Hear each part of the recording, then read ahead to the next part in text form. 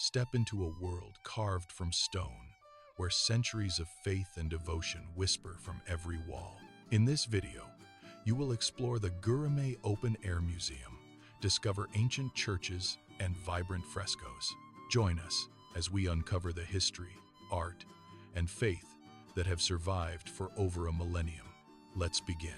During the early days of Christianity, Romans persecuted the faithful due to Rome's official pagan religion. To escape persecution, many Christian communities were forced to relocate to areas where they could worship safely. In the latter part of the 2nd century, a large Christian community relocated to Cappadocia. They carved monasteries with small churches into the rock formations of the region. The Göreme Open Air Museum is one such complex that has survived to this day. Originally built with 34 churches, today only 9 remain preserved as part of the museum. Beyond architecture, these churches are remarkable for the painting techniques employed. 3 main methods were used: direct-to-wall, secco, and fresco. Direct-to-wall technique was used in simple churches like St. Basil and St. Barbara. Secco technique can be seen in apple and sandal churches painted on dried plaster. Fresco technique, used in the dark church, applied pigments to wet plaster, making colors vivid and durable. Most churches were originally painted in the 4th-5th centuries and repainted in the 11th-12th centuries. As you enter the monastery, notice the first carvings on either side of the entrance. Nuns and monks carved their nunnery and monastery into small spaces resembling individual cells. Like our homes, the nunnery included living quarters, sleeping areas, kitchens, dining rooms, and storage. The striking difference is that all carvings were done by hand into solid rock walls. Adjacent to the nunnery is a chapel dedicated to Saint Basil, patron saint of Cappadocia. The St. Basil Chapel was originally built in the 4th century and restored in the 11th century. Despite its simplicity, it is one of the notable churches in Cappadocia's museum complex. Inside, observe portraits of the Virgin Mary and baby Jesus, Mary holding infant Jesus, St. George fighting with the dragon, and St. Theodore and St. Basil. The chapel is also home to a cemetery where numerous monks were laid to rest. The Apple Church features a closed cross-shaped design with 4 columns, 3 apses, and 9 domes. Original geometric paintings with crosses date back to the 4th century.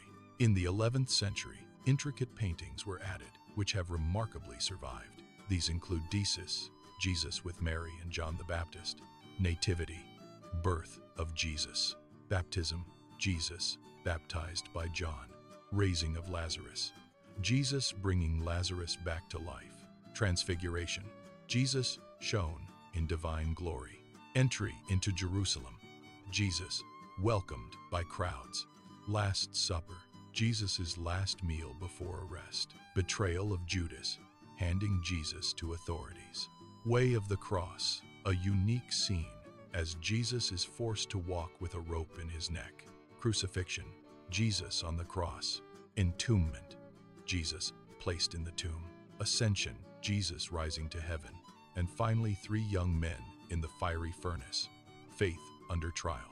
St. Barbara Chapel stands out as one of the most unusual churches in the Göreme Open Air Museum.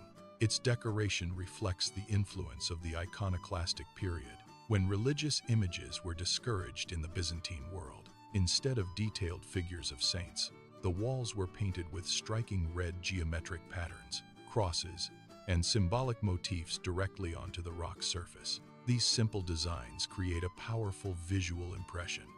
Yet the story of the chapel did not end there. After the 11th century, when religious imagery returned, a few figurative paintings were added, leaving behind a fascinating blend of artistic traditions.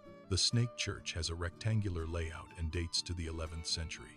Left wall shows St. George and Theodore fighting dragon, and St. Helena and Constantine the Great holding the Holy Cross.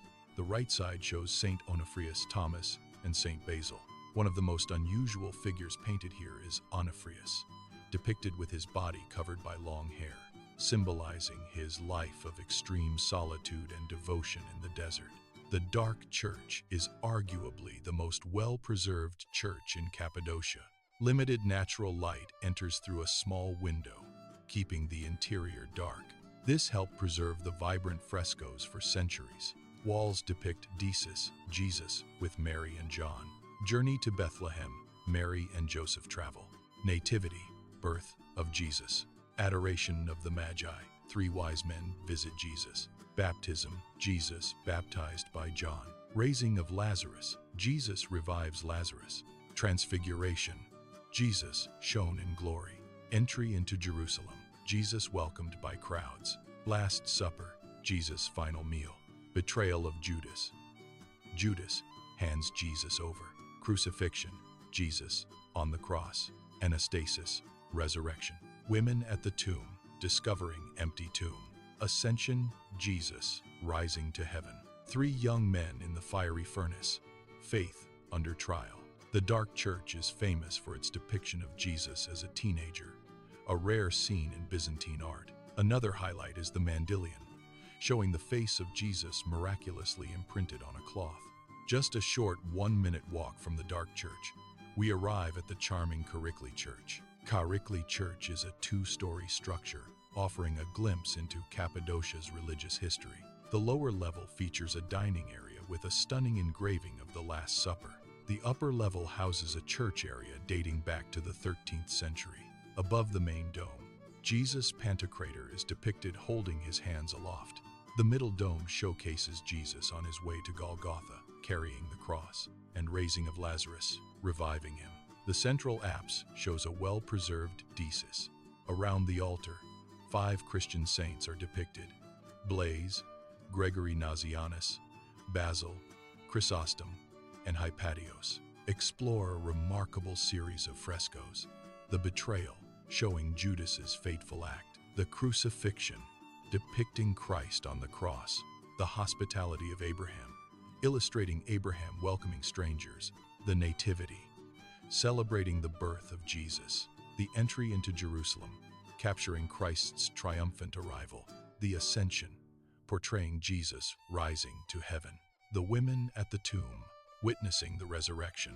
And the 3 wise men, bringing gifts to the newborn Savior. After exploring Karikli Church, enjoy a scenic stroll as we make our way out of the museum. Just a short 5-minute walk brings us to the impressive Tokalı Church, ready to reveal its treasures. Tokalı Church is one of the oldest and most beautiful churches in Cappadocia. It includes 4 sections: the Old Church, a new chapel, Lower Church Cemetery, and storage. The Old Church, dating to the 10th century, depicts the life of Jesus in chronological order.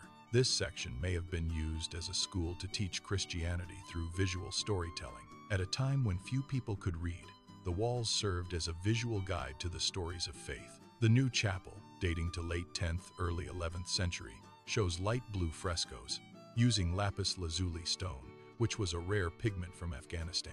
Frescoes in this section include stories about St. Peter and paintings from Jesus' life in a more modern style. Leaving the Göreme Open Air Museum, pause and absorb the stillness. Every wall, fresco, and carving tells a story of devotion, artistry, and resilience. This is more than a visit. It is a journey through time.